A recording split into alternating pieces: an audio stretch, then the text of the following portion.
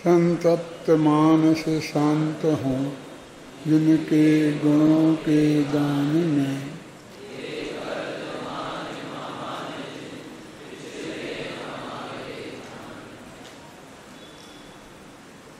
आज सुबह 5 बजे पूज्य गुरुदेव श्री का प्रवचन भी इसी छंद से शुरू हुआ। अब कैसे हुआ, अचानक ही अपने यहाँ शुरू होना था और हम 5 बजे उठे तो गुरुदेव पढ़ रहे थे द्रव्य से सिद्धौ चरण से सिद्धि। पूरा सुना फिर हमने उसको शांति से। ऐसा सहज संयोग है। मतलब आप लोगों को बताने का उद्देश्य तो सिर्फ इतना है कि तुम में से भी कोई उग्र पुरुषार्थी हो और वो सुनना चाहे तो 5 बजे सुन सकता है। लेकिन 5 बजे तुम्हारी दिनचर्या दूसरी आरंभ होती होगी ना, और उसमें तुम्हें तैयारी करनी पड़ती होगी। इसलिए मैं कोई आग्रह नहीं कर रहा हूँ, लेकिन इसको सिर्फ सूचना दे रहा हूँ कि उस वक्त गुरुदेव का भी सुबह जो प्रवचन शुरू हुआ है वो बिल्कुल इसी कलश से ही शुरू हुआ है। चरणान योग सूचक चूलिका। चूलिका तो आप जानते हैं किसे कहते हैं। उक्त, अनुक्त और उक्तानुक्त तीनों प्रकार का कथन जिसमें किया जाता है उसको परिशिष्ट, चूलिका ये सब कहते हैं। उक्त, अनुक्त और उक्तानुक्त का मतलब क्या? पहले जो कुछ बातें ऐसी होती हैं कि जो बीच में प्रकरण में आकर के कह दी जाती हैं। जैसे मैं आपको ये बताता हूँ नमूने के लिए कि जब मैं तीर्थंकर भगवान और महावीर नामक किताब लिख रहा था तो उसमें दूसरा खंड लिखा जिसमें सिद्धांतों का कथन था। तो उसमें अहिंसा, सत्य, इन पर लिखना था। तो सत्य, अचौरी वगैरह में तो 2-2 4-4 लाइनें हैं, और हिंसा पर तो बहुत चिंतन था, जो 25-25 पेज लिखे जा सकते थे। और उसी वक्त दूसरी किताबें लिखी भी, पूरी किताबें उस पर लिखी। उसी में परिशिष्ट भी लिखा हिंसा पर, क्योंकि वो बैलेंस वहाँ बिगड़ता था। तो वहाँ संक्षेप में ही करीब 1-2 पैरा लिख दिए होंगे, 1 पेज लिख दिया होगा, और बाद में अंत में एक परिशिष्ट डाला जो फिर मैंने सबसे पहले भगवान महावीर निर्वाण वर्ष में उदयपुर विश्वविद्यालय में सेमिनार हुआ था उसमें पढ़ा था। और अपनी समाज के कम से कम 75 विद्वान मौजूद थे, दिगंबर, श्वेतांबर, सभी तरह के, अगरचंद, नाहटा, ये अनुपाध्याय, ऐसे बड़े पुराने लोग वहाँ मौजूद थे। लेकिन कोई इस तरीके से सोचता ही नहीं था। तो उनको बहुत अटपटा लगा हर एक को, क्योंकि उसमें वो सब गाथाएँ हैं समय सार की कि निज आयु छह से मरण हो, यह बात जनवर ने कही, वो सारा प्रकरण है। फिर उसी में दिन शाम को एक आम सभा थी। आम सभा थी बहुत बड़े मैदान में, उदयपुर में है एक मैदान बहुत बड़ा। और उसमें उस वक्त जो आरएसएस के वाइस प्रेसिडेंट थे एक श्वेतांबर जैन थे, बहुत सज्जन आदमी, नाम इस वक्त मुझे ख्याल में नहीं आ रहा, वो उस सभा के अध्यक्ष थे। और फिर मैंने यही अहिंसा का व्याख्यान जो आप लोग सुनते हैं अभी, बिल्कुल हूबहू 1 घंटे तक ये अहिंसा का व्याख्यान दिया था। यूनिवर्सिटी में पढ़ा था, वो है जो उस किताब में छपा है। कौन सी में? परिशिष्ट के रूप में तीर्थंकर भगवान महावीर। और वहाँ दिया था वो ये है जो वो किताब छपी है 32 पेज की, जिसमें अपना ये छपा हुआ है। तो अहिंसा पे तो बहुत बोल सकते हैं। कल तुम्हारी अहिंसा पे गोष्ठी थी ना, है? मैंने ज़्यादा सुन नहीं पाई है, आया होगा, अच्छा ही प्रकरण आया होगा सब बात करके। तो पूज्य गुरुदेव श्री का इस पे आज सुबह मैंने सुना। है ना। इसमें पहली ही जो पंक्ति लिखी है, अमृतचंद्राचार्य देव अथ परेशान चरणान योग सूचिका चूलिका। अब दूसरों के लिए चरणान योग की सूचना देने वाली चूलिका को मैं लिखते हैं आचार्य देव। तो ये परेशान शब्द है इसमें, कि क्या मतलब है इसका। देखो दूसरी जो गाथा है पहली, उसमें भी लिखा इति चरणा चरणे परान प्रयोजयति। अब चरण के आचरण में, चरण माने चारित्र के आचरण में दूसरों को लगाते हैं। प्रयोजयति माने प्रेरणा देकर लगाते हैं। तो दो जगह पर शब्द का प्रयोग किया बुद्धिपूर्वक उनने, और एक एक पंक्ति है उत्थान का की, और उसमें ही उनने ये लिखा है। यानी उनके दिमाग में ये बहुत स्पष्ट थी कि अभी तक जो बात थी वो एकदम तत्व का प्रतिपादन था, और मानव आचार्य ने अपने स्वयं के लिए लिखा था। और अब वो एक दूसरों के लिए लिख रहे हैं। तो ऐसा विभाग उनने किया कि ये खुद के लिए और ये दूसरों के लिए, जबकि इसमें गाथाओं में ऐसा ही आया है कि मैं इस मुनि धर्म को धारण करता हूँ, लेकिन साथ में ये भी है कि जिन्हें आत्मा का कल्याण करना हो वे भी धारण करें। तो पर की बात तो इसमें वे कह ही रहे हैं, लेकिन अपने भी मुनि धर्म को स्वीकार करने की बात उनने इसमें लिखी है। तो इसलिए वो अभी तक जो बात थी ज्ञेय तत्व प्रज्ञापन और ज्ञान तत्व प्रज्ञापन, ये दोनों जो प्रज्ञापन अधिकार हैं, ये तत्व ज्ञान की माने द्रव्यान योग की बात थी।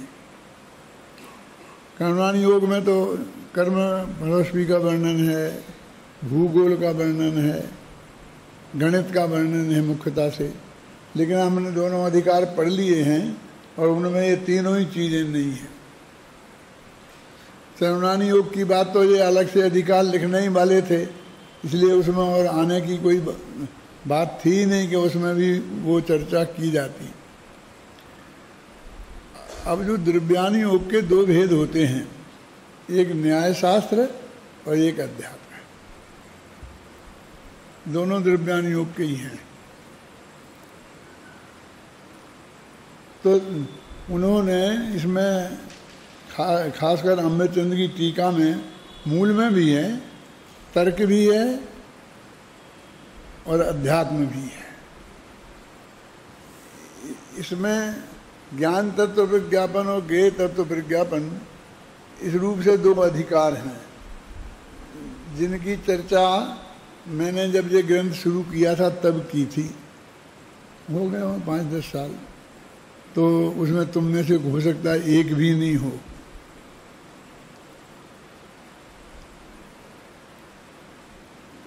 विश्व में जितने विश्वविद्यालय हैं, उन विश्वविद्यालय में 100 से अधिक विश्वविद्यालयों के कोर्स में ये प्रवचनसार ग्रंथ लगा हुआ है आज भी। जो फिलॉसफी में होता है ना, अंत में जो PhD वगैरह करते हैं ऊंची क्लासों में, जो जैन उसमें लगा हुआ है, लेकिन समय सार एक में भी नहीं है। दूसरे ग्रंथों से तो तुलना करने की जरूरत इसलिए नहीं है, ये दो ऐसे महान ग्रंथ हैं कि इनकी टक्कर में और कोई दूसरे ग्रंथ ठहरते ही नहीं हैं। पर इन दोनों में ये इतना बड़ा फर्क है, यानी वे कुंद कुंद को रखना चाहते हैं। माने श्वेतांबरों की किताबें रखी, फिर दिगंबरों की रखी, तो दिगंबरों की कोई कौन सी प्रतिनिधि किताब रखें, ये प्रश्न आता ना खड़ा। तो उनने आचार्य कुंद कुंद को चुना, दूसरे किसी आचार्य को नहीं चुना। एक तो हमारे लिए, हम लोग भी अध्यात्म प्रेमी होने से कुंद कुंद के कुछ ज़्यादा ही भगत है ना, इसलिए हमारे लिए बहुत गौरव की बात है। और दूसरे, अब ये सोचने की बात है कि हम समय सार के भगत हैं। और गुरुदेव ने 19 बार सभा में प्रवचन समय सार पर किए, और वो कहते हैं अंदर में तो न मालूम कितनी बार उन्होंने उसका स्वाध्याय किया। तो प्रवचन सार को उतना महत्व नहीं मिला जितना समय सार को अपने मोक्षों में और गुरुदेव के मिशन में मिला। इसलिए हमें कुछ अटपटा लगता है कि कोर्स में ये क्यों रखा गया प्रवचन सार, समय सार क्यों नहीं रखा गया।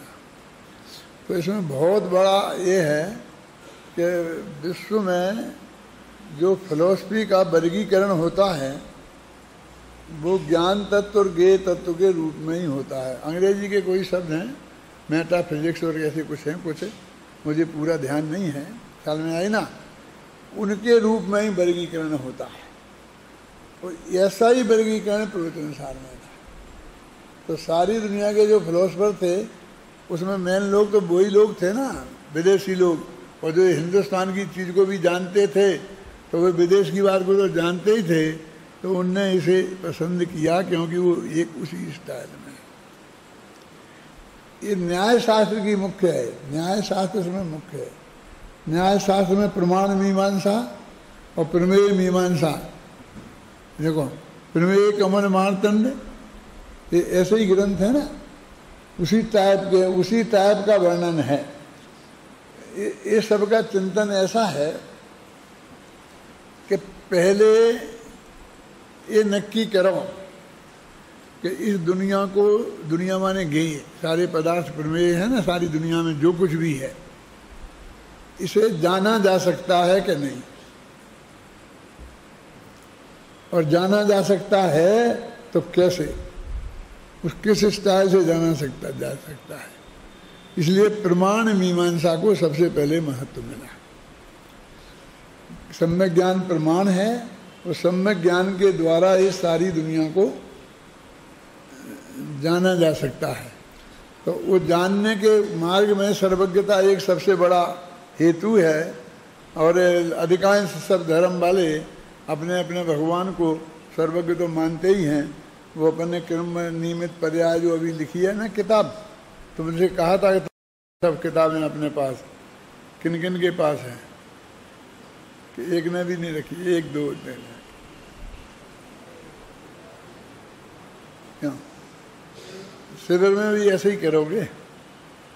मैं निकलवाऊंगा और पेज नंबर देखो, उसकी पहली पंक्ति में दूसरे छंद में लिखा है, तीसरे में होगा, इष्ट देव को सभी मानते हैं सर्वज्ञ, अपने अपने इष्ट देव को सभी मानते हैं सर्वज्ञ, अपने अपने गुरुदेव को सभी मानते हैं। तो वो एक वो ही परम सत्य है कि सब सर्वज्ञ तो मानते ही हैं। अब उनकी सर्वज्ञ की परिभाषाएं फिर अलग हो जाएं और कैसे किस रूप में माने। तो सर्वज्ञ सिद्धि, सामान्य सर्वज्ञ सिद्धि, सामान्य सर्वज्ञ सिद्धि का मतलब होता है कि दुनिया में सर्वज्ञ होना संभव है कि नहीं, पहले ये निर्णय करो। यदि ये निर्णय हो जाए तो फिर ये नक्की करो कोई हुआ है कि पूरा सिद्धांत ही सिद्धांत है, और यदि हुआ है तो कौन।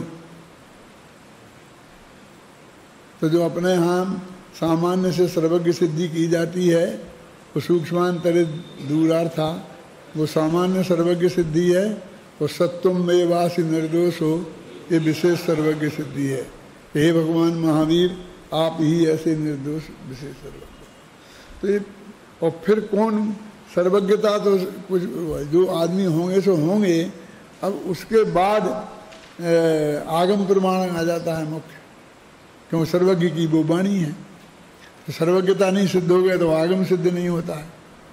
तो आगम सबका अपना अपने अपने अलग अलग हैं, क्योंकि सबके अपने गुरु माने सर्वज्ञ देव जो मध्य हैं, इष्ट देव हैं, वो अलग अलग हैं। तो उन सब की मीमांसा होती है। सबसे पहले ये इस बात का डिसीजन किया जाता है कि किसकी स्टाइल ठीक है और सही है कि जिससे तत्व का निर्णय किया जा सकता है। अपने जैन न्याय के ग्रंथों में बहुत बड़ा हिस्सा इस बात के लिए ही लगाया है कि हमारे जैनाचार्यों ने, जो जैन तीर्थंकरों ने न्याय की व्यवस्था बनाई है वो ही सही है। तुम्हारे कोर्स में आया कि नहीं आया मुझे पता नहीं है, लेकिन जैसे चारवाक एक प्रमाण मानता है, बौद्ध 2 प्रमाण मानते हैं, फिर आता है ना सांख्य 3 प्रमाण मानते हैं, ऐसे आता है कि नहीं आते, इतने मानते जी, इतने मानते, इतने मानते, फिर जैन इतने मानते हैं। वो जैन क्यों नहीं है, उनके जो प्रमाण हैं तो वो अर्थापत्ति एक प्रमाण है, अपन ने अर्थापत्ति नामक प्रमाण नहीं माना, तो वो अर्थापत्ति का काम कैसे चलाएंगे, तो हम कहते हैं हमारे अनुमान में शामिल हो जाएगा, क्योंकि अनुमान का ही तो एक रूप है। ऊपरी वृष्टि राशि अधोपूर अन्यथानुत्पत्ति है, परीक्षा मुक्त तो पढ़ा ही होगा ना सबने ही। ऊपर बरसात हुई है, अब यहाँ तो बिल्कुल सूखा है, एक बूंद नहीं गिरी, लेकिन नदी में तो बाढ़ आ गई है। तो ऊपर वृष्टि हुई है क्योंकि अधोपूर अन्यथा अनुत्पत्ति, अन्यथा नीचे बाढ़ नहीं आ सकती, तो यही तो अन्यथा अनुत्पत्ति नाम का प्रमाण है, जो हमारे अनुमान में जो हमारे कितने 22 हेतु हैं, हेतु है ना, उनमें यही आ जाता है। तो इस तरीके से हमारा न्याय शास्त्र का वो सवाल। तो अपने प्रवचन सार में पहले ही अधिकार में सबसे पहले सर्वज्ञता पर बहुत गंभीरता से विचार किया। शुरू का जो शुद्धोपयोग अधिकार है वो तो सामान्य इसलिए है कि वो तो मूल धर्म है, वो 10-12 छंद हैं, लेकिन बाद में सर्वज्ञता पर बहुत ज़्यादा विस्तार से कथन है। तो इसलिए वो उसका ज्ञान तत्व विज्ञापन जिसे हम कहते हैं, ज्ञान की मीमांसा बहुत गहराई से हुई है, और फिर इस सारी दुनिया उसके द्वारा जानी जा सकती है। अब न्याय शास्त्र का तो एक खास ही सब्जेक्ट है कि सारी दुनिया जानी जा सकती है कि नहीं।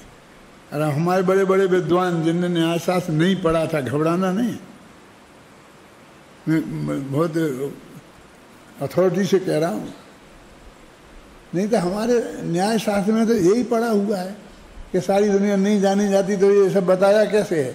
हमारी जो वस्तु व्यवस्था है, 6 द्रव्य हैं और एक द्रव्य पुद्गल ऐसा है, आकाश ऐसा है, धर्म अधर्म द्रव्य की सत्ता कैसे सिद्ध करेंगे। मेरे कहने का मतलब ये है कि सारी दुनिया नहीं जानी जा सकती है, तो ये सब बिल्कुल बेकार हो जाता है। यदि उन्हें न्याय शास्त्र पढ़ा होता, जो मैं कह रहा हूँ कि नहीं पढ़ा है, तो फिर ये बात कैसे कह सकते थे कि जब कोई आत्मा पर को जानेगा ही नहीं, और पुद्गल बाकी द्रव्य तो अपने को जानते ही नहीं है, और आत्मा भी पर को नहीं जानेगा, तो हर आत्मा अपने को तो जान लेगा, लेकिन बाकी के द्रव्यों को कौन जाने, किसने जाना। और फिर ये सारी व्यवस्था तुम काय पे बता रहे हो, द्रव्य संग्रह की बेकार आपकी हो गई, तत्वाशुद्ध बेकार हो गया। ये सारा जो वर्णन है पूरा प्रथमानी योग, जितना भूतकाल की भविष्यकाल की घोषणाओं से भरा पड़ा है, ये चरणानी योग, ये आलू में अनंत जीव हैं, इसमें हैं, ये सब इनका क्या होगा। यदि कोई पर को नहीं जानेगा, क्यों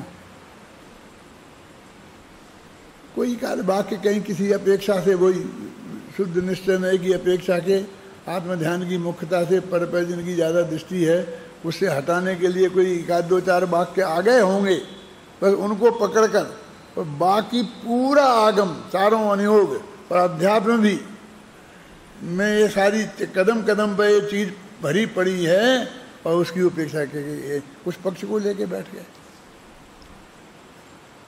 जंग ठोक के तैयार हैं लड़ने के लिए।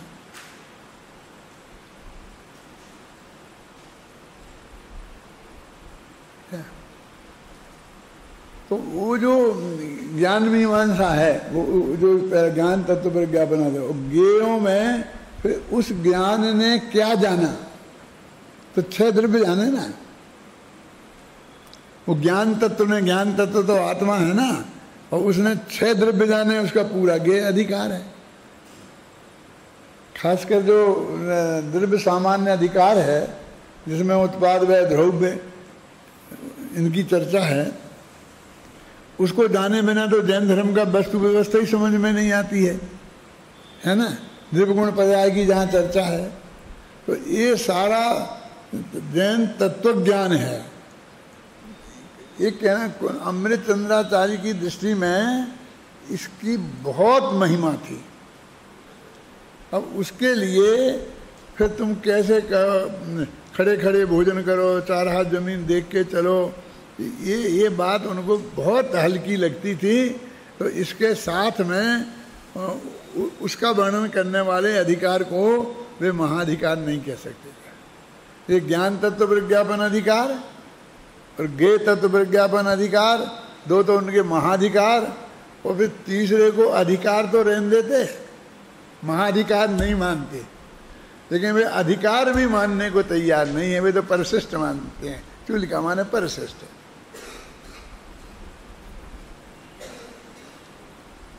और फिर उस बात को भी उनको पची नहीं, चूलिका नाम देने के बाद भी। तो अथ परेशान है ना, परेशान का अर्थ कर रहा हूँ। अरे परेशान चरणानि योग सूचिका चूलिका। अब ये दूसरों के लिए बता रहे हैं। परान प्रतिपादयति लिखा, परान प्रयोजति, दूसरे को लगाते हैं। मतलब इस तरह से उनकी दृष्टि में ये उतना महान अधिकार नहीं है।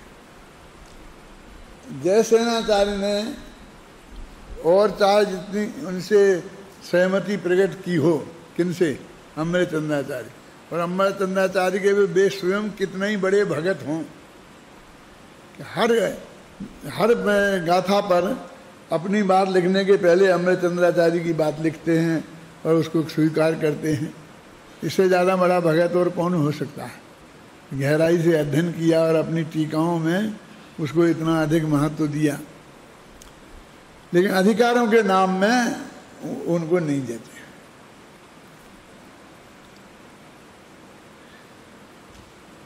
उनकी जो टीका है वो करुणानि योग प्रधान टाइप की टीका है। नए बताते जाते हैं, कौन से नए की अपेक्षा ये बात है, और फिर गुणस्थान बताते जाते हैं, है क्या नहीं? साथ में व्याकरण भी बताते जाते हैं, इसमें ये प्रत्यय लगा, इसमें ये किया। उसे वे बालबोधनी टीका कहते हैं एक तरीके से। अमृतचंद्राचार्य जैसी सशक्त टीका और न्याय की प्रमुखता से वो नहीं है। न्याय में जिसका जितना वजन होगा वो ही इस बात को मान सकता था, क्योंकि उनको चरणान योग सूचक चूलिका को चारित्राधिकार कहना था, समझना। तो जब तक वे ज्ञानाधिकार को, ज्ञेय अधिकार को सम्यक दर्शन अधिकार और सम्यक ज्ञानाधिकार नहीं कहते, तब तक इसे चारित्र अधिकार कैसे कहते? उल्टा चलो, समझ में आया कि नहीं आया?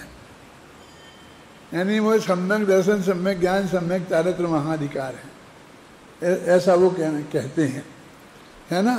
लेकिन उसको चारित्र अधिकार तो वो क्लियर है, क्योंकि उसमें तो चरणानि योग सूचक चूलिका उनकी भी नाम है, चलो हल्का नाम सही, लेकिन चारित्र की बात तो है ही, है ना। और यहाँ जो बात है ये तो ज्ञेय तत्व की और ज्ञान तत्व की मुख्यता है। तो इसको उन्होंने फिर वो इसको पहले को सम्यक दर्शन अधिकार और दूसरे को सम्यक ज्ञान अधिकार, ये भी कहने की उनकी हिम्मत नहीं पड़ी, क्योंकि सम्यक दर्शन की उसमें खास चर्चा ही नहीं है ना। उसने उसको सम्यक ज्ञान अधिकार उसको नाम देना पड़ा, पहले को ज्ञान तत्व दिया। अब फिर ये तत्व प्रज्ञापन में सम्यक दर्शन का क्या संबंध था? उन्होंने सम्यक दर्शन अधिकार उसे कहा। अब यही कहेंगे वो मूल तत्व की बात है, तो वो मूल तत्व समझे बिना सम्यक दर्शन नहीं होता है? लेकिन अपने यहाँ जो परिभाषाएं आती हैं, तत्वार्थ सिद्धांतम सम्यक दर्शनम, ना तो ऐसी तत्वार्थ की चर्चा है उनके यहाँ। अपना आता है देवसास गुरु की श्रद्धा सम्यक दर्शन, ना देवसास गुरु की बात है, ना आत्म सिद्धांतम सम्यक दर्शन, ना आत्मा। मानो जो सम्यक दर्शन की जो परिभाषाएं चलती हैं वैसा नहीं है, जैन दर्शन है। मेरे कहने का मतलब ये है, तो उनने उसका नाम सम्यक दर्शन अधिकार रखा। अब फिर अभी उनको हो ही गया था कि इसको चारित्र अधिकार उन्हें कहना था। ये जो मैंने आप समीक्षा कर रहा हूँ, मैं इसमें किसी पक्ष विपक्ष में अपना मत प्रकट नहीं कर रहा हूँ, लेकिन जो भी जिस पक्ष जैसा पक्ष है, जो स्टडी है, वो स्टडी मैं आपको प्रस्तुत कर रहा हूँ कि भाई ये कैसा ये है। क्यों कि जिस तरह का वर्णन है उसे हम पहले सम्यक दर्शन अधिकार के रूप में हम पहले ज्ञान तत्व प्रज्ञापन को पढ़ें तो गले नहीं उतरता है। सम्यक ज्ञान अधिकार के रूप में और सम्यक दर्शन अधिकार के रूप में गए तत्व प्रज्ञापन को, ख्याल में आए ना। लेकिन वो चारित्र अधिकार है, ये चारित्र अधिकार आप कह सकते हैं, ये चारित्र अधिकार है। अब वे तो कहते हैं कि ये तो बिल्कुल व्यवहार की चर्चा है, वो ये 2 अध्याय में तो निश्चय की बात है। सब तत्व ज्ञान तो सब निश्चय से ही होता है, ख्याल में आया ना। तो तत्व ज्ञान निश्चय की चर्चा है और ये तो सब पूरे व्यवहार की चर्चा है। वो यहाँ तक कि मूल गाथाओं में भी ये कहते हैं कि अपने माँ बाप से भाई बंधुओं से पूछे, ये करे बताए समझा देवे, जिसको जो देना है वो दे देवे, ऐसी बात शुरू कर देते हैं। वो दीक्षा की जो विधि प्रक्रिया है वो बताने लगते हैं कि वो कैसे लेना दीक्षा है। वो तो जो आचार्य जिसको दीक्षा देंगे उसको पहले ही कह देंगे सब पूछ, घर से पूछ के आओ। मेरा मतलब समझ में आई ना। लेकिन वो सारी प्रक्रिया समझाते हैं तो वो अमृतचंद को एकदम ऐसा लगा कि एक से तीसरा ये महाधिकार, और जब तो उन्होंने ज्ञान तत्व ज्ञेय तत्व प्रज्ञापन कहा तो इसको कोई ऐसा प्रज्ञापन ही नाम देते, यदि अधिकार ही का नाम देते ना हैं तो चारित्र प्रज्ञापन अधिकार कुछ नाम ही, व्यवहार चारित्र प्रज्ञापन अधिकार ये नाम देते, कुछ देते है ना। लेकिन उन्होंने नहीं दिया। ये जो दोनों जो है इसको हमको समझ करके और जो भी चिंतन जितना आपको करना हो करो, लेकिन एक दृष्टि अंत में रखना कि दोनों आचार्य हमारे लिए परम पूज्य हैं, महान है, किसी के प्रति कोई उपेक्षा का भाव नहीं आए और सामंजस्य बैठाए हम उसका, और उनका क्या अभिप्राय रहा है हम वो अभिप्राय व्यक्त करें और उसमें सामंजस्य प्रकट करें।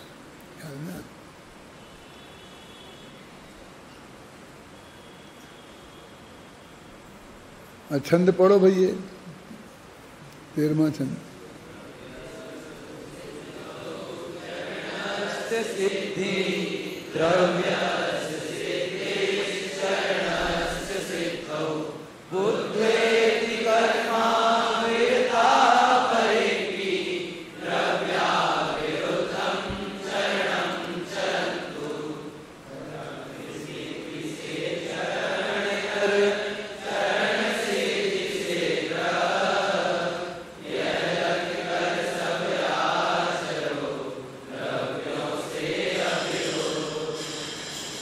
देखो अभी उन्हें पर पने की बात को अभी पची नहीं उनको, तो इसमें भी परेपी डाल दिया उनने।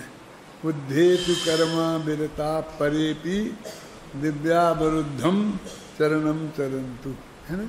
ये तीसरा पर है, एक परेशान, एक परान और परेपी है, यानी ये पर के लक्ष्य से लिखी जा रही, क्लियर। हर जगह तो आचार्य लिखते हैं जैसे कि मैंने तो अपनी भावना की पूर्ति के लिए लिखा है, नियम सार में लिखा उनने हैं, और में लिखता है कि लोगों के परे ज्ञान के लिए, ये तो कहते दूसरों को बताने के लिए मैं आचरण की बात करता हूँ। देखो द्रव्यस्य चरणस्य सिद्धि, द्रव्यस्य सिद्धौ चरणस्य सिद्धि और चरणस्य सिद्धौ द्रव्यस्य सिद्धि, दोनों में लगे ना। एक में सप्तमी का एक वचन है और दूसरा, एक माने अधिकरण है और दूसरा कर्ता है। माने द्रव्यस्य सिद्धौ चरणस्य सिद्धि। तो मैंने कहा आज सुबह भी गुरुदेव का प्रवचन मैंने सुना है और पहले कल मैंने बताए थे, मैंने वो पढ़े भी हैं और भाग्य से वो मेरे पास सुनने से पेज भी आए हैं, उनमें भी यही आया है, तो बहुत पढ़ लिया इसको। बस सीधी सच्ची बात ये है, वो ये कहते हैं कि सम्यक दर्शन सम्यक ज्ञान के बिना सम्यक चारित्र नहीं होता।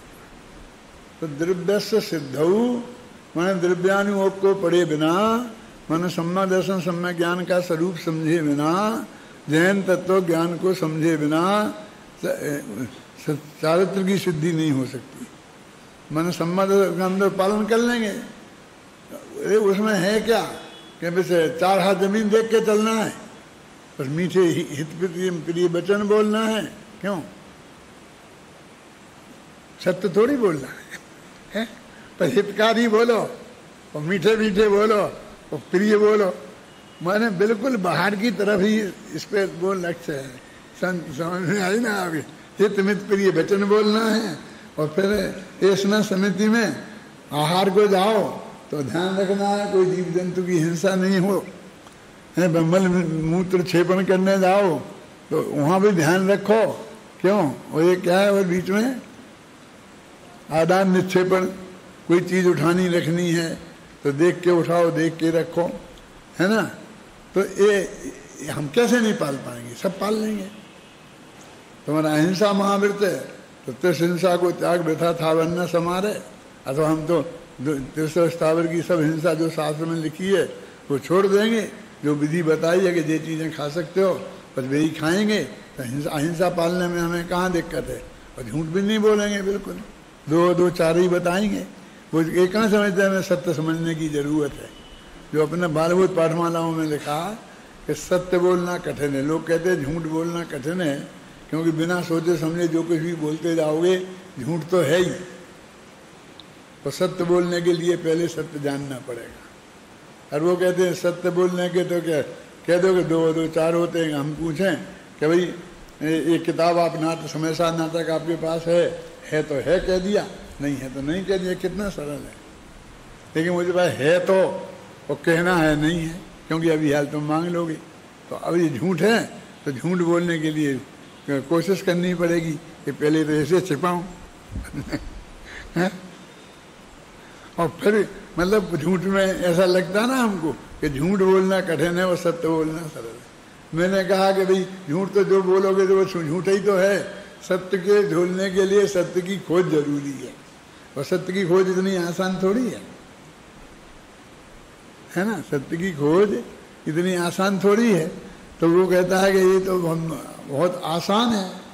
तो वो कहते हैं कि नहीं, सम्यक दर्शन और सम्यक ज्ञान के बिना, माने जैन तत्व ज्ञान को गहराई से समझे बिना, ज्ञान तत्व माने अपने आत्मा को, और गेय तत्व में ये भी लगा लो कि अपना आत्मा भी गेय है तो उसा, और बाकी के 6 द्रव्यों का ज्ञान होने पर ही, यानी सम्यक दर्शन सम्यक ज्ञान होने पर ही चारित्र होता है। अब उस चारित्र में अंदर बाहर की चर्चा करेंगे जब अभी पूरा आखिर 75 गाथाएं हैं और जयसेनाचार्य की गाथाएं भी बीच बीच में हैं, तो अभी ज़्यादा कमेंट्स में नहीं करना चाहता हूँ, जब समय पर आएगा तब करूँगा। ख्याल में है ना? तो कहते चरणों द्रव्य से सिद्धऊ चरण से सिद्धि। द्रव्य मानो वस्तु के स्वरूप को समझे बिना, मानो सम्यक दर्शन ज्ञान चारित्र के बिना चारित्र नहीं हो सकता। फिर चरण से सिद्धऊ द्रव्य से सिद्धि कि भैया द्रव्य की उपयोगिता क्या है जब तक तुम उसे जीवन में नहीं उतारोगे। और गुरुदेव ने तो बस वही कि मांस खाता रहे और वो कहे कि मैं द्रव्य समझ गया तत्व ज्ञान, ऐसा नहीं चलेगा। माने शराब पीता रहे, मांस खाता रहे, ये सब बातें उन्होंने बोली। और श्वेतांबर मत की बहुत उससे मतलब वो किया, उसका निषेध किया, क्योंकि वहाँ से आए थे और वहाँ को जिस तरह का चारित्र माना जाता है, जिस तरह का खान पान की चीज़ों में है और सब बात है, वो उसका उन्होंने बहुत दृढ़ता से निषेध कर रहे थे। क्या भाग्य की बात है कि जैसे स्वपर को जानने के संदर्भ में शांति जी मेरा पक्ष बना और सामने वालों का कोई भी हो तो भी ये बना कि स्वपर प्रकाशक भगवान आत्मा है। तो उसके भी कदम कदम पे कितना प्रमाण है मिले। और ये दूसरा, ये कौन सा कि शुद्ध जो दिगंबरत्व है उसको छोड़कर और कोई भी साधु मतलब मुँह पट्टी रख करके ये रख के श्वेतांबर दिगंबर अजैन वो सब सच्चे धर्म नहीं है। दृढ़ता से जो बात रखी उसके पक्ष में भी गुरुदेव के मुँह से इतना आ रहा, इतना सुनता हूँ मैं कि जैसे सुपर प्रकाशक का कदम कदम पे आता है ऐसे कदम कदम पे आता है। इसको भी पढ़ो, इसमें ही बहुत बहुत कह रहे, वो नाम ले लेके मुँह पट्टी लगाए, ये करे वो करे ये करे, वो रखे 14 उपकरण रखे, ये करे वो करे, खाना लेके आवे यहाँ खावे, वो सब बातें बोल रहा है। अपन तो एक शब्द भी नहीं बोलते, क्यों? अपने दिमाग में तो जब वो अजैन रहते हैं है ना, थोड़ा बहुत कुछ कहेंगे तो अजैनों के संदर्भ में बात करते हैं है ना। और अजैनों में भी वेदांत वगैरह जो है ना अपने दर्शन में, अपन मुसलमान की बात कहाँ करते हैं, ईसाई की बात कहाँ करते हैं है ना।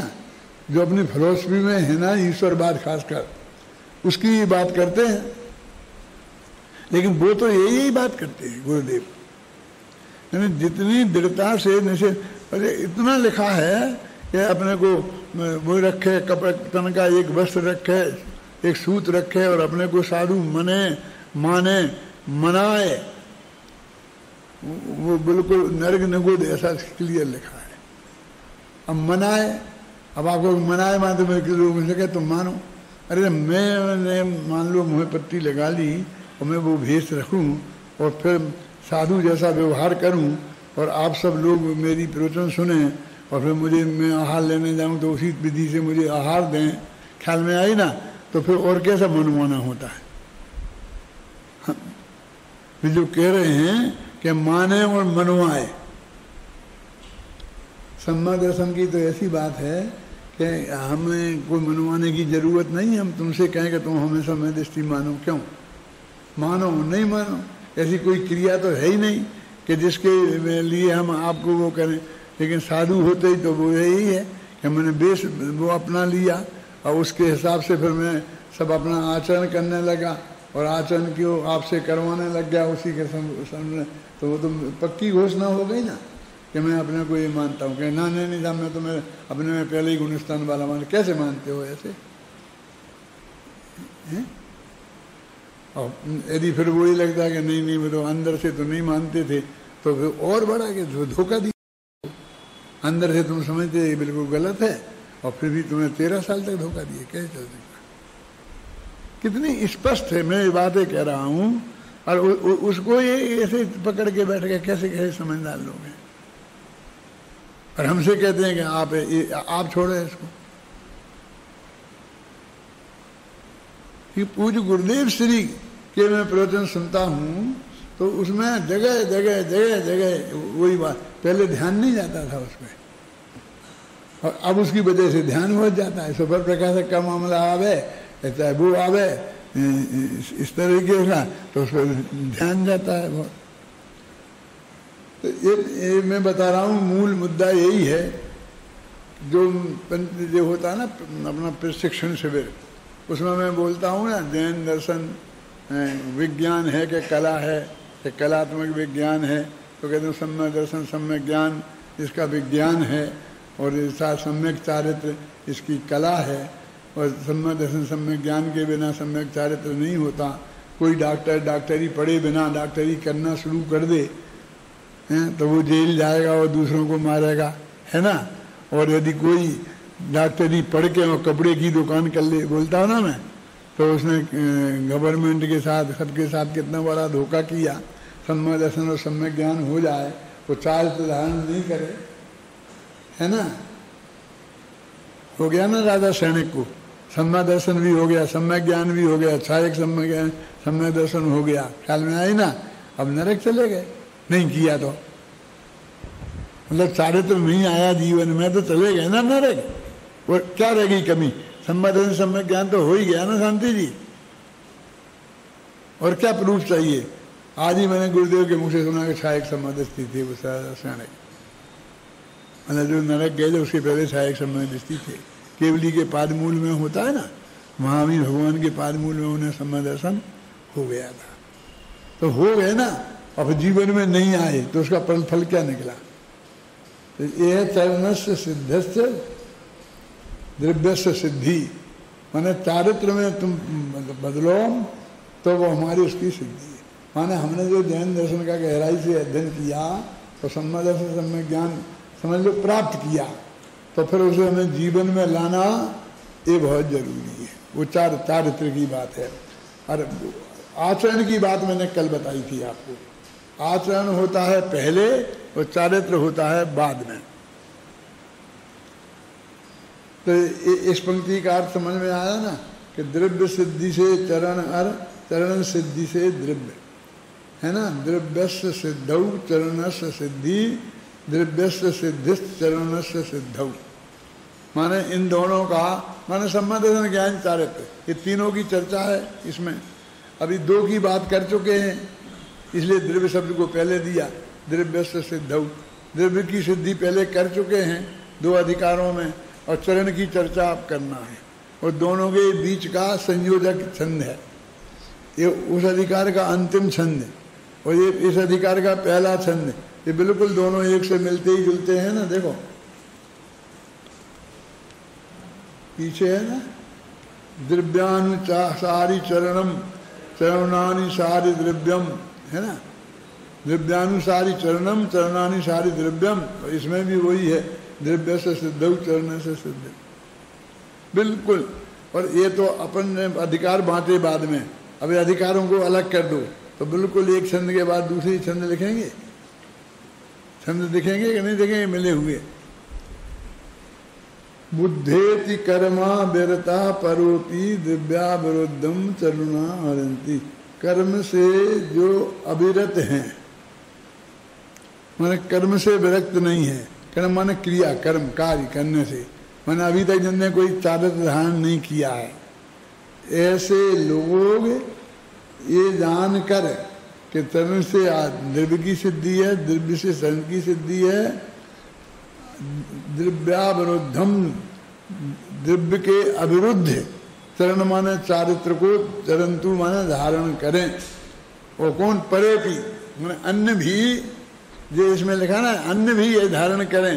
और नीचे मूल गाथा में लिखा है कि गाथा पढ़ो तो अभी ये ख्याल में आ जाएगा। ये तो हो गया, थोड़ा और बोलना होगा तो बोलेंगे। हाँ, ये पहली गाथा पढ़ो, ये पहली नहीं दूसरी में है वो शायद। एवं दूसरी साल गाथा पढ़ो, पहले देखते हैं 201 में। एवं प्रणमीय सिद्धि जिणवर वस हे पुणो पुणो समणे पड़िवज्जदु सामन्नम जदिच्छद दुख परिमोक्तम। आगे नहीं, पहली ही गाथा है ये। वो तो जो गाथाएं कह रहे वो तो मंगलाचरण की गाथाओं को अमृतचंद्राचार्य टीका में याद करते हैं। ये भी एक अद्भुत बात है। शांति जी 4-5 गाथाएं नहीं लिख सकते थे। ये तो गाथा लिखने में इतने होशियार थे, इतनी कंजूसी क्यों करी कि मंगलाचरण करना था उन्हें, तो 5 की 5 गाथाएं जो उनने ज्ञान तत्व प्रज्ञापन अधिकार के शुरू में, ग्रंथ के शुरू में लिखी थी, बेई की बेई उठा के रख दी। 3 गाथा के पहले और 2 गाथा के बाद। पहली गाथा जो है उसकी 3 गाथाएं उसके पहले और 2 गाथाएं उसके बाद, वही की वही गाथाएं उठा के रख दी।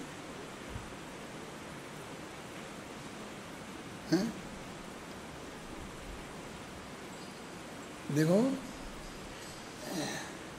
वो कहते हैं, हमने एक दफे हमारे मन में आया कि किन किन को नमस्कार करना चाहिए। कल मैंने पूजा में बताया था आपको कि भाई हर एक का एक प्रयोजन होता है। नित्य नियम पूजन में ये हुआ कि भाई यहाँ ये मुख्य मूर्ति है। कल तुमने अर्घ चढ़ाया ना तो बांस पूजको नवीनाथ को, तो मैं कहते शांति जी बोले कि नहीं इसे पूजा नहीं करना है, ये तो ऐसे अर्घ ही चढ़ाएंगे। तो मैंने कहा अर्घ कैसे चढ़ाएंगे जी? तो अर्घ चढ़ाएंगे तो पूरी पूजा हो ही जाएगी, 24 को चढ़ाएंगे तो। फिर वो देखा तो चल रहा है। तो मैंने कहा कैसे चुनाव कर रहे हैं?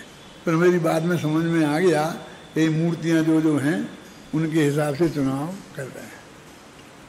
अंत में बाहुबली नहीं थे उसमें, तो बाहुबली का अलग चढ़ा दिया। वो रह गए कौन? श्रीमंदर, जुगमंदर, बाहु, सुबाहु, है ना, छोटे छोटे थे।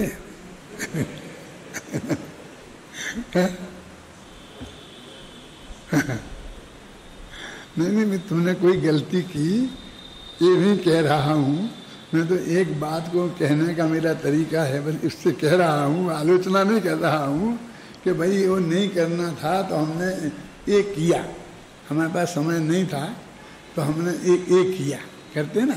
तो वो कहते हैं कि ये उन्होंने भी अम्बे चंदाचार्य ने जो पहले नंबर गाथा लिखी ना, ये इनकी पहली गाथा तो जो 201 में है, इस अधिकार की पहली गाथा तो 201 में है जो अभी अपन ने पढ़ी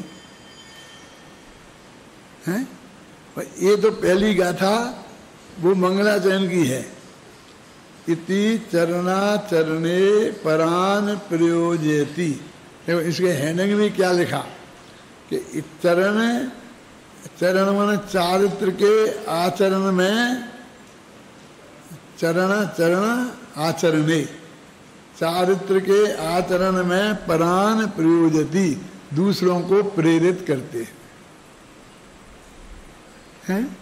और इतना लिख करके फिर मैंने भी मंगलाचरण की 3 गाथाएं वहां से यहाँ तक की लिख दी, प्रत्यय प्रत्ययम तक, कहाँ है ना, मानुषे क्षेत्रे ते सब्बे सब्बे समगम समगम प्रत्यय प्रत्येगम बंदामी बठनते अरहंते मानुषे खेते।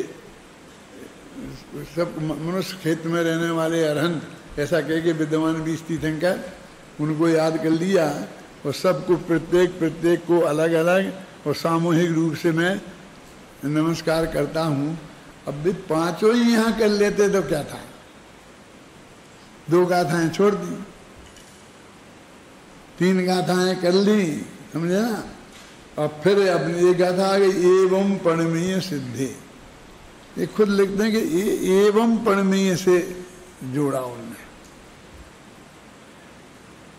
इस प्रकार ये पंच परमेश्वरी को नमस्कार करके, और फिर आगे फिर उन्होंने कहा, वो जो आती है उसको जोड़ा कि तुम दीक्षा लो, तो उसके लिए उन्होंने ये इसमें कहा था परवज्जद सामान्यम यदि दुख परमोक्षम। तो इसके लिए जिनने वो दीक्षा ली थी मैं उसको, और मैं खुद साम्य भाव को प्राप्त होता हूँ, उपसम्यामि सम्मम जतो निर्माण संपत्ति, उस तरह से उनने जोड़ा इसमें से। देखो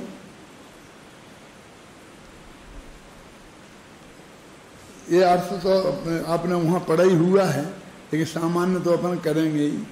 मैं सुरेंद्रों असुरेंद्रों और नरेंद्रों से बंधित तथा जिन्होंने घाती कर्म रूपी मल को धो डाला है, ऐसे तीर्थ रूप और धर्म के कर्ता श्री वर्धमान तीर्थंकर को नमस्कार करता हूँ। विशुद्ध सत्ता वाले शेष तीर्थंकर सर्व सिद्धों, ज्ञानाचार, दर्शनाचार, चारित्राचार, तपाचार और वीर्याचार से सहित सभी श्रमणों को नमस्कार करता हूँ। अब ये खुद आचार्य हैं, कुंदाचार्य, और वो सब श्रमणों को नमस्कार करते हैं।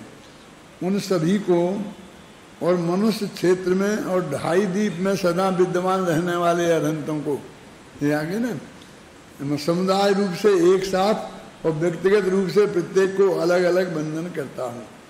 आरंभिक मंगलाचरण की इन गाथाओं की संगति 201वीं गाथा के प्रारंभिक एवं शब्द से बिठाई गई है। अब देखो, मुझे अभी गलती समझ में आई कि जब ये 3 गाथाएं जिस टाइप में छापी हैं, आगे की ये 2 गाथाएं भी उसी टाइप में छपना चाहिए थी, क्यों शांति जी? फिर छोटे टाइप कैसे हो गए? वो उस वक्त मेरा ऐसा ध्यान नहीं गया। वहाँ तो ये गया कि जो गाथाएं हैं, मूल हैं, तो गाथाओं की टाइप में दे दिया, और फिर आगे कहा कि ये तो टीका में दे रहे हैं, तो टीका की टाइप में दे दिया। समझ में आ रहा तुम्हारे मैं क्या कह रहा हूँ?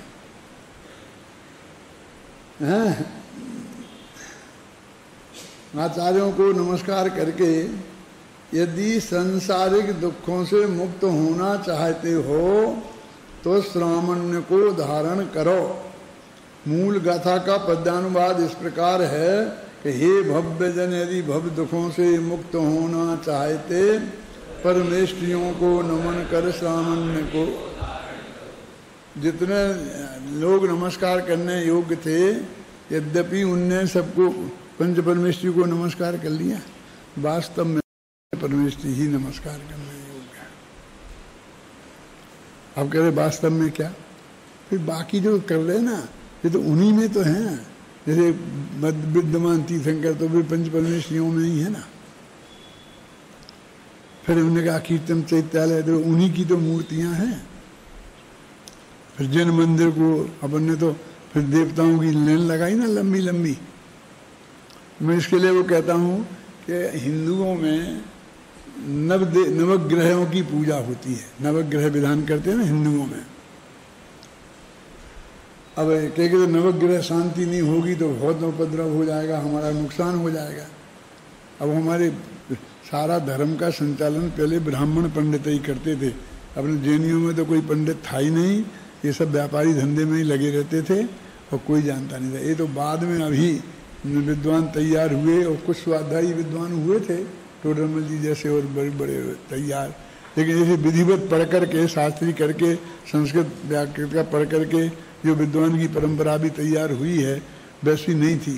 तो पूजा पाठ कराने वाले वे तो टोडरमल जी जैसे बहुत गंभीर विद्वान थे, स्वाध्यायी विद्वान, तो वे पूजा पाठ थोड़ी कराते, वे कोई शादी विवाह कराने थोड़ी जाते। अब यार तुम्हारे जो है ना, अब अपनी विद्यालय की होड़ में सामने वो विद्यालय खुला ना सांगानेर में, उसे सब पंडित पूजा पाठ वाले ही पंडित तैयार हो रहे हैं। और वहाँ जितने भी ब्रह्मचारी बने वो सब पूजा पाठ कराने लग गए। कम से कम पढ़कर अधिक से अधिक प्रसिद्धि और पैसा जिसमें मिल जाता वो ऐसा धंधा है।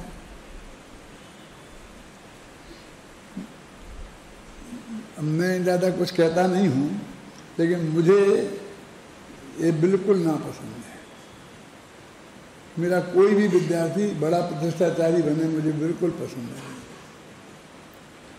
मैं तो बीच में ये किया था कि जिनके गले अच्छे हैं उनको भर्ती मत करो, गवा के देखो, और जिनके गले अच्छे हैं उन्हें भर्ती मत करो। आप समझे क्यों? क्योंकि ये गले अच्छे वाले ये पूजा पाठ में लग जाएंगे,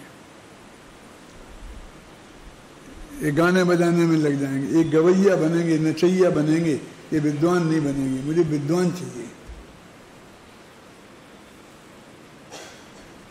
समझे?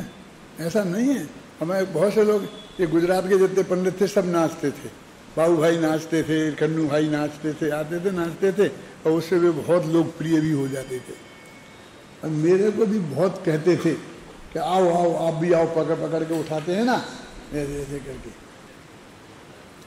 तो बाबू भाई उठाएं, और वो शांता बहन उठाती थी ना यहाँ, तो बस मैं कभी एक आध दफे ऐसा करके खड़े होके ऐसा ऐसा कर दिया होगा। मेरे को बिल्कुल उत्साह उसमें नहीं आता। कहाँ भक्ति मुक्ति कहाँ है, कहीं भगवान की तरफ मोह भी नहीं रहता है, कुछ नहीं रहता है। एक आप समझे ना, तो वो गाने वो सारी जिंदगी उसमें लग जाती है, उनका स्वाध्याय खत्म हो जाता है, वे पढ़ते नहीं हैं। आप समझ रहे ना, स्वाध्याय नहीं करते हैं गंभीरता से। आप लोगों में जिनके गले अच्छे हों वो मुझसे नाराज मत होना, लेकिन मैं ये कह रहा हूँ कि बे स्वाध्याय में गंभीरता से अध्ययन करना एवं विद्वान बनने में हमारा गौरव है, आत्मा का कल्याण है। ये गवैया नचैया बनने में नहीं। ये मैं उनके किसी के विरुद्ध नहीं हूँ, क्योंकि मैं किसी को जानता ही नहीं हूँ। मैं तो पूछता हूँ ये कौन है, तो ये अपने विद्यार्थी है, तो पता चलता है ये अपना विद्यार्थी है जो गाना बजाना कर रहा होता है। और अभी तुम जो जैसे कहोगे तो पूजा पाठ करने में फिर मुझे से ज़रा छिटकोगे, ऐसे छिटकने की जरूरत नहीं है। सचमुच मुझे भी बहुत अच्छा लगता है। आप अच्छी तरह से गा जाकर पूजन करते हो तो मुझे अच्छा नहीं लगता है, ये बात नहीं है, समझे ना। लेकिन तत्व ज्ञान छोड़ के नहीं, तुम तत्व ज्ञान भी साथ में रखो, ख्याल में आई ना। और उसकी ही मुख्यता तुम्हारे जीवन में होना चाहिए। तुम विद्वान हो, ख्याल में आई ना? ये मेरे दिल की बात है। आत्मा का हित भी उसमें ही है। यदि तुम्हें नहीं नाचे नहीं गाए तो कुछ नहीं, बल्कि नाचना तो विद्युतता के हिसाब से उसके हल्केपन का द्योतक है, ऐसा मैं मानता हूँ। मैं कभी नहीं हुआ, कभी खड़ा नहीं हुआ। उन लोगों ने मुझे पकड़ पकड़ के बहुत खड़ा किया और मेरे यहाँ से हाथ पैर चलाने की बहुत कोशिश करी, लेकिन मुझे को नहीं आता उसका।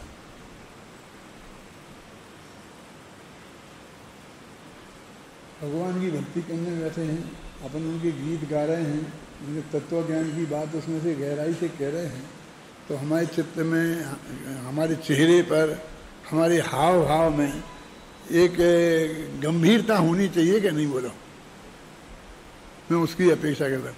ये हा हू, ये चिल्लाना, हंसना, ये हंसना कहाँ से आता है? प्रसन्नता हंसने में ही होती है, बिना हंसे प्रसन्नता नहीं होती है।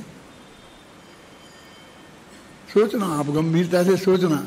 मैं आपको कभी टोकूंगा नहीं, व्यक्तिगत नहीं टोकूंगा। कभी कुछ कहना होगा तो ऐसा सामूहिक ही कहूंगा।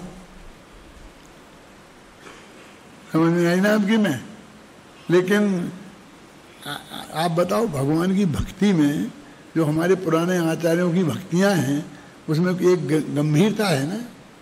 एक हम कोई बात कर रहे हैं, ये भगवान के स्वरूप पर विचार कर रहे हैं, उनकी बात कर रहे हैं, तो उसमें ये कहाँ आता है? जब हम ये कह रहे हैं करुणा निधि तुमको समझनाथ, भगवान भरोसे पड़ा रहा, भरपूर सुखी कर दोगे तुम, ये सोचे सन्मुख करा रहा, तुम बीत राग हो लीन स्वयं में, कभी न मैंने यह जाना, तुम हो निधि है जग से कृत कृत, इतना ना मैंने पहचाना। ये अपनी भूल बता रहे ना, ये भूल है ना। भगवान को करुणा निधि समझा, ये तो मैं उस वक्त ही लिख दी। मुझे तो लगता है कितनी हिम्मत की बात थी। तब मैंने ये प्रवचनसार की गाथा नहीं पढ़ी थी। प्रवचनसार की गाथा पढ़ी होती तो बहुत ताकत मेरे को पीछे से आती। कौन सी? कि मुँह का चिन्ह है करुणा भाव, समझे ना? उस वक्त भी मैंने लिखा, क्या तुमने भगवान ये करना, ये दे देना, ये दे देना, ये क्या है? बहुत स्पष्ट है कि देनियों के भगवान कुछ देते ही लेते नहीं हैं और एक द्रव दूसरे द्रव का करता नहीं है। मुझे मालूम है समय हो गया, मैं बंद करता हूँ, समझ में आए ना? लेकिन तो वो गलती है ना, उस गलती को तुम इतना तूल दे रहे हो, इतना नाच रहे, ये दे वहाँ फिर उसमें क्या है? भाव भी तो कुछ होना चाहिए ना। केसरिया चावल रंगवा दे, केसरिया चावल रंगवा दे, क्या इसमें क्या है? क्या की भक्ति है? वो केसरिया चावल रंगने से कौन सी भक्ति हो जाएगी? है वो छोटे बच्चों की होती है वे कहानियाँ कि मम्मी तू मुझे एक साइकिल दिला देना, मम्मी तू मेरे को क्या दिला देना, ऐसी बातें नहीं है, है? समंत भद्र के स्तोत्र देखो, हमारे पढ़ो। भक्ति तो वो है जो जिसे कहते हैं पूरा जैन तत्व ज्ञान भर दिया, पूरा अनेकांत सिद्ध कर दिया। एक देवागम स्तोत्र लिखा तो समझे ना, जिसपे ग्रंथों के ग्रंथ लिखे गए हैं। इस पे क्या ग्रंथ, जिसपे अष्टसती लिखी गई, अष्टसहस्त्री लिखी गई है? भक्तांबर क्यों नहीं लिखा गया है? का क्या लिखे? ये मैं वैसे नहीं है। भक्तांबर की एक एक रग मेरे ख्याल में है, कहाँ क्या लिखा है, उसका क्या अर्थ है, मूल छंद के आधार पर उसका भाव मेरे ख्याल में है। ऐसा नहीं है जो मैं बोलता हूँ तुमसे, तो सोच समझ के बोलता हूँ। हैं काय बात पे इतना हमने सर्वश्रेष्ठ घोषित कर दिया उसे? ये समंत भद्र के स्तोत्रों का अपमान नहीं है? हैं? क्यों? आद्य स्तुतिकार हैं समंत भद्र, और उनकी टक्कर का स्तुतिकार दूसरा आज तक नहीं हुआ। अद्वितीय भी हैं, आद्य स्थितिकार हैं और अद्वितीय हैं। क्या दूसरा कोई नहीं हुआ?